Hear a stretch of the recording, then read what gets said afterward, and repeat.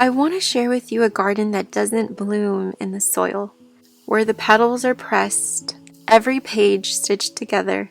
A story that is kept within a journal that grew from quiet moments.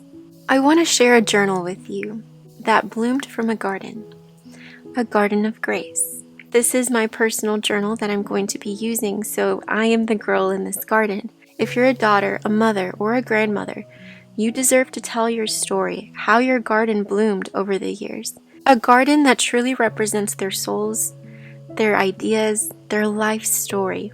The idea of each of us planting our own garden, which is symbolic to our life, because a garden can be planted not just in the soil. I am talking about a garden that's in your heart. I ended up writing a poem of various sentiments, and I turned that poem into a digital kit. I imagined certain colors and photos and patterns when I was creating the poem, and it is included in the digital kit. I also want to remind, for those of you who have been interested in some of my digitals, I'm having my annual Mother's Day sale. All of my digitals and my classes are on a discount right now, and the sale will last for 1 week. So I hope that you can pick yourself something beautiful for Mother's Day, or just something that is inspiring to you. I ended up making a little bundle as well that I'm going to use as I start journaling inside of here. It has the poem that I wrote and other little sentiments and photos and laces, but I just liked this idea. I will be sharing the bundle with you in a little bit. But first, I want to share with you the journal. Let me move this over here. This year I wanted to continue the tradition of making a journal every month, and I have been completing my goal. I've actually have made close to 10 journals now. I have not been sharing them because some of those journals are part of a new course that I have been working on, and I use some of those elements in this journal. I've been playing around with different techniques each time, and this time I wanted to have a nice little soft, scrappy, kind of shabby textile cover, but also incorporate some mixed media and a little bit of a hardcover as well. So it is a little wonky, but I love it. When I see this journal, it looks feminine, but it also looks a little grungy. I wanted a little bit of grunginess and distressing, but also some really romantic layers and ruffles and lace. I love, my floral themed journals, but I wanted to add a little bit of some grunginess. And when I think of a garden, symbolically in your life as well as a physical garden, I would imagine the journal to have a little bit of distressing and withering naturally, because a garden is outside and things naturally wither. And I think that's also symbolic with, if you see your life as a garden, sometimes not everything is going to be super frilly and perfect all the time. Sometimes there's some more grungy parts of our life. In creating this journal, I was nervous to make it too grungy or too shabby and frilly. And so I hope that you can see both styles represented in this journal. This was constructed using a new technique that I've been kind of experimenting with. And believe it or not, this is a no-sew journal. I use the same method that I shared in a previous tutorial for my no-sew binding for your covers and pages. So I will link that below if you haven't seen it already. It is insanely easy to do. You just have to factor in the size of your spine. So starting with the cover, you can see there's a ton of layers here. I think I lost count after around 10 different fabrics, but there's a lot of fabrics that I used. So I just layered various kinds of silks and some little embossed. I think this is corduroy, or it's embossed velvet, but I love the color of it. This is some pretty vintage tulle from a prom dress that I ended up finding at an antique store, and it was falling apart. I absolutely loved the tulle ruffles. I always like layering my laces and my little ruffles. So you can see there's many layers and many little things to find and peek through. I used the super old button that I've been hoarding for a while. I got it from an estate sale, and to me this looks like a little button that's been in the garden for a little bit. This is the spine, my usual layering and what I always like to do. And for the back, I wanted that shabby look again. This is actually a really old quilt, a little scrap piece, and I never knew how I was going to use it, and I found the perfect place for it. And then this part I absolutely love. It's a little bow that I made and a little ribbon flower. With the current journals that I've been experimenting with, I've been really enjoying having more of a free way of stitching and sewing and not trying to make everything look perfect. So for this journal, I wanted to have a little pocket on the cover, and I will remove the little closure so you can see all the details, but I wanted a pocket. I also wanted like a little tuck spot where I could just put something in and it would keep a flower on the cover. So the distressed clip, as well as the little string of beads, is what is holding, safe and sound, my little flower. Oh, oh, I just love it. It's like a little flower wand. This is a flower that I actually made, so I wanted to display it on the cover of the journal. I just thought it was so beautiful and so whimsical, as if, you know, you're planting a little garden and oh, you just picked your flower and now it's nice and safe and sound on your journal cover. And I could also tuck it in the pocket if I wanted to. Let's take our little flower that we picked from our garden over to the side. And then inside of the pocket, we have some treasures. So the first little piece is some mica. Hopefully you can see, there you go, you can see the distressing on the mica better.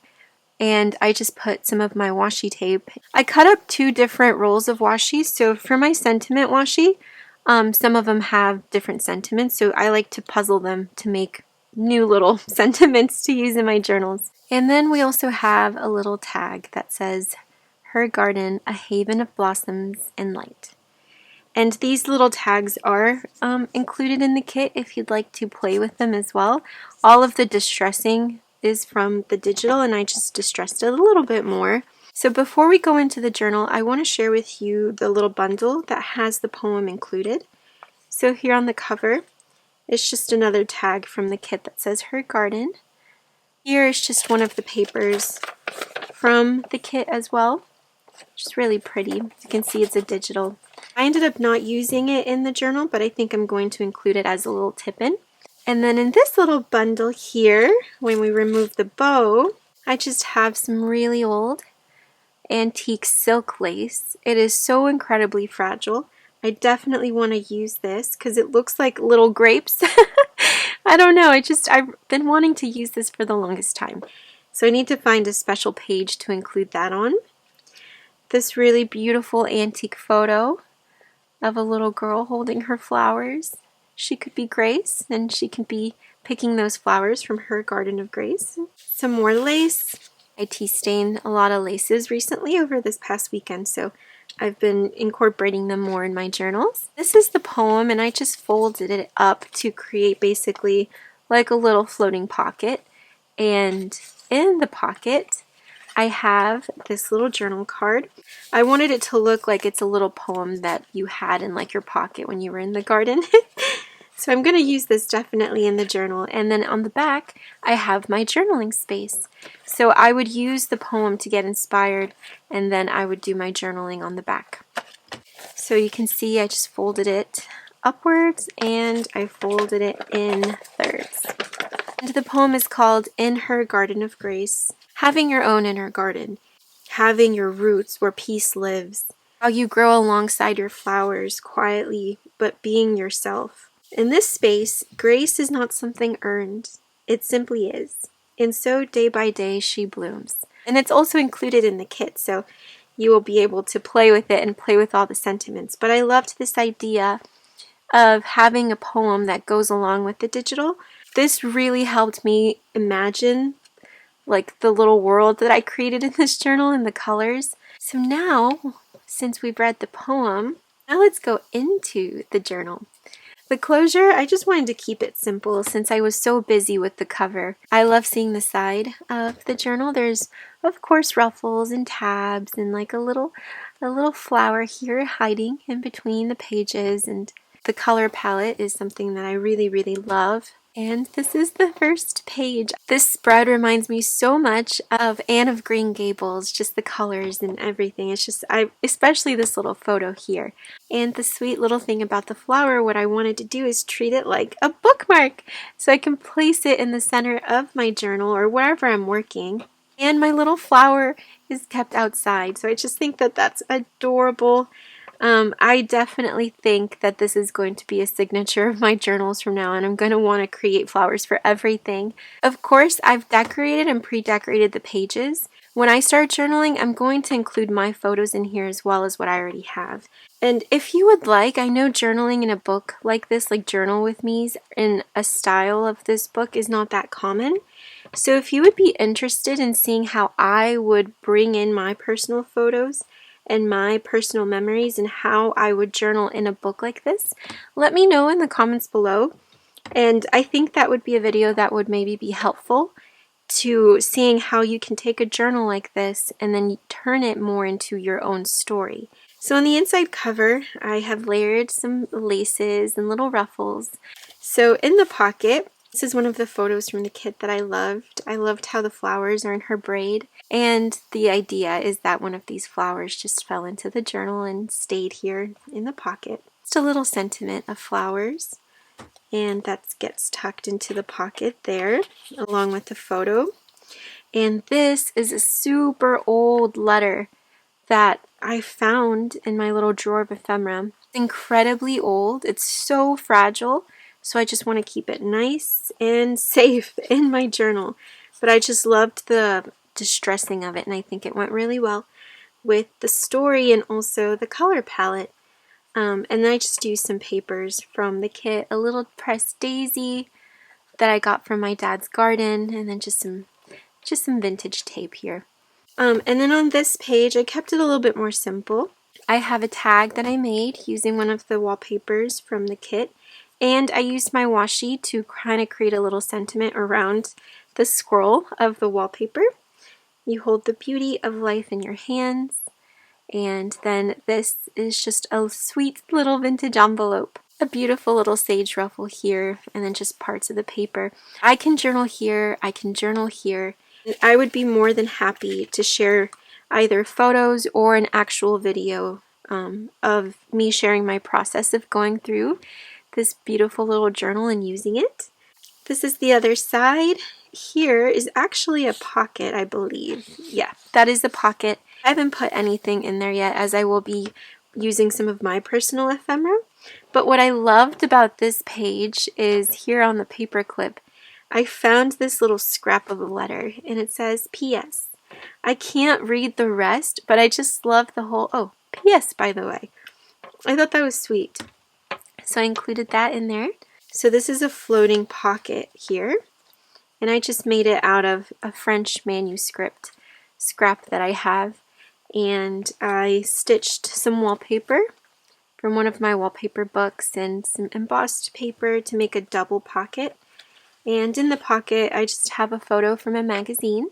I'm going to use magazine images to decorate this journal as well. And I think that's my favorite way of journaling is combining magazine photos, my own personal photos, and making them look a little bit more vintage, and also the images from the kit. I think as long as you don't overcomplicate it, it gets to be really fun because I treat my journals like a Pinterest board, essentially. So just like in Pinterest, you save things and you have them in a little collection.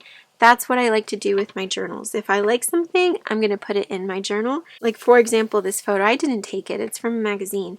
But because I love it, that's why it goes in my journal. I also put a little scrap piece of some really old antique lace that I tea stained. When I have lace that is this old, I don't like to glue it or stitch it down. I like to attach it with a little pin so that I can always remove it in case I want to use it somewhere else in the journal or if I want to use it for another project. I just love how there's pops of pink. I love how calming and peaceful, like the photos and the colors. I really, really love this journal and I cannot wait to start writing in it. Here is basically the back of that music sheet. I really like the song Blackbird by the Beatles, so I'm thinking about putting some of the lyrics to that song here and decorating it. I liked choosing that little music sheet for that purpose. And because it's a no-sew journal, the front and the backs of pages are sometimes connected. So for this one, I turned it into a little pocket by using this image. So I used this beautiful photo from the kit. I used my photo corners to be able to remove the photo and journal on the back, but also it creates a little tuck spot where I can then add more tags that I can journal on in the back or include photos if I wanted to. Always add little pockets and text spots because that allows for you to have a beautiful image, and then you can have your journaling on the back. Then on here I used one of my little mini Polaroid photos, and I love the pops of color, and this page is one of my favorites from the collection. I have journaling space here, and I just love the collage of florals. On this page here I have another photo.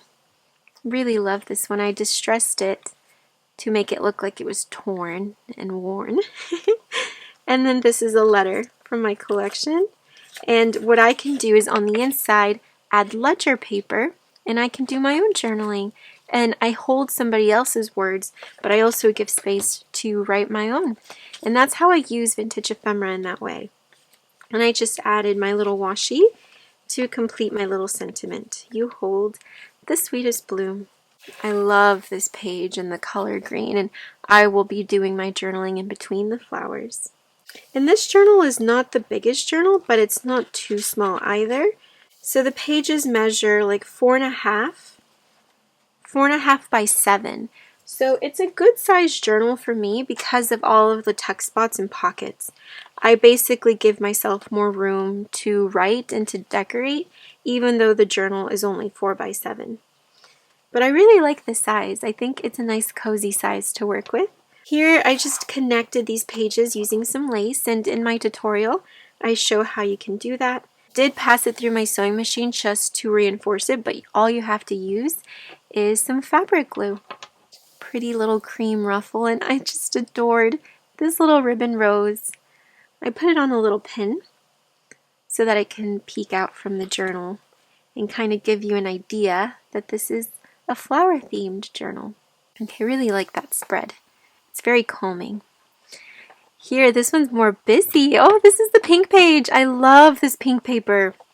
It's absolutely beautiful. It's basically the same paper that I showed you here, but you get a sagey green and then also a pinky, like bubblegum pink, but so pastel, and it just blends so perfectly. On the back of this page, I used one of my little torn strips to make a tuck spot on the bottom so that I could keep more ephemera pieces. I scanned a Victorian card, and it says, "I wish that all your skies be blue, your hands filled full of all of life's flowers." So I think that goes really well with the theme of your garden and how it represents your life and your little flowers. And I can do my journaling around here. And then here's just a letter that I'm going to be using in my journaling. One of my botanical tags from my wildflower kit. It reminds me of the Edith Holden pages, which I really love. So I like that I can print this as many times as I want. And with the Edith Holden book, I hoard that. And then this is a little specimen tag.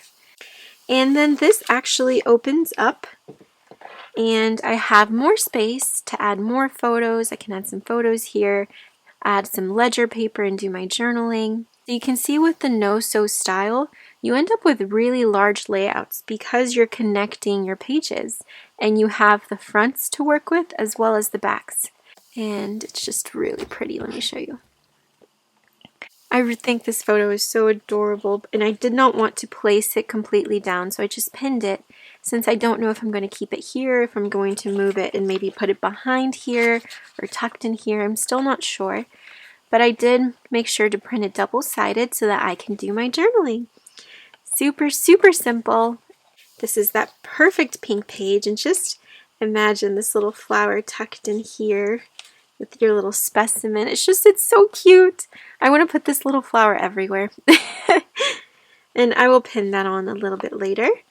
And we're almost getting to the end. So this is a double pocket page made out of tea-stained paper. A nice little pink ruffle, and I just collaged little scrap pieces of paper Here in the pocket, I have one of my postcards, and I can do journaling on the back because it is completely blank. You don't see vintage blank postcards, so I'm going to do my journaling behind there, as well as on the tea stain paper. You can journal here, add a photo here. So there's so many possibilities and ways to use a journal like this and actually have the space to decorate it and write in it. Here's just some scrap papers from the digitals, and I just have some leftover tea stain paper and I turned it into a tag. I thought that was cute. Just the little things that I would imagine you would have in, a little garden journal. Here on this page, on the other side, just a scrap piece of that French manuscript. And then I also put in there a little scrapbook paper tag that I can put my photos on, some ledger paper, and this little tag that says "With Grace." And this tag is really cute because I did print it double-sided, so in the back side of the paper perfectly fit within the little tag. So cute. Then I can just journal or write a little quote right in the back of there. And then here I actually stitched and kind of made this into a little flip. Another flower from the garden, and I used some of my washi tape. So I have this space to journal. I can add a photo, or I can just tuck something in there. Definitely let me know in the comments below. Do you like more structured journals, or do you like journals that have more of that messy and patchy kind of look to them? On the edge, I just stitched on some really old lace. I like that the lace is torn because to me, that's something that I would imagine. If you have a journal in your garden, it's going to be a little bit tattered on the edges and on the sides. And then this is the last and final page, and this is the back of the back cover. So on this page, the back of that tea stain paper, I just did some little fuzzy cutting from one of my paper scraps. The manuscript I used as a little text spot, and then I just pinned this really pretty sagey silk ribbon to the side of the page. And here I'm just going to do just journaling pen to paper. And I really liked this lace because it had little holes right in the center, which was perfect for me to kind of weave in the ribbon. A nice little organic but feminine touch to the back of the page. I really liked that. And then here in the back, continuing with that theme of what do I imagine a patchy garden journal to look like, I used that same fabric that I used on the cover. So here on the cover, I used that fabric that I distressed. I tea stained it and then I did more distressing, and I loved that fabric a lot. So I wanted to use it in the back as well. And I just collaged some lace, this little scrap piece from a children's book that I also tea stained. And so I just kind of patched it together with the fabric to make a full pocket. And I just kept it simple. I included a little ledger tag that I can write on. Or I can even pass this through my typewriter, which I think is what I'm going to do. And then this is the back of the inside cover.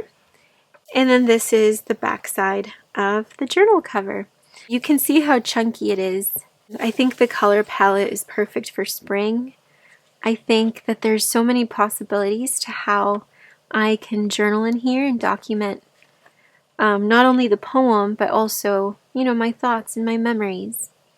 And I think there's enough magic through the photos and through the ephemera and colors that makes me actually want to grab this journal and write in it and collage in it. Just treat your journals like your little Pinterest board, and you're going to end up with beautiful journals that you're going to want to use, to flip through, and to make. So I hope that you guys liked this flip through. I know this journal was a little bit different. The inside, I think, represents the outside really well. And that's what I was hoping to hopefully achieve, is that you see the theme with the flower, with the sentiments, with a bit of, distressing, but you also see pink and ruffles and little beads and ribbon flowers.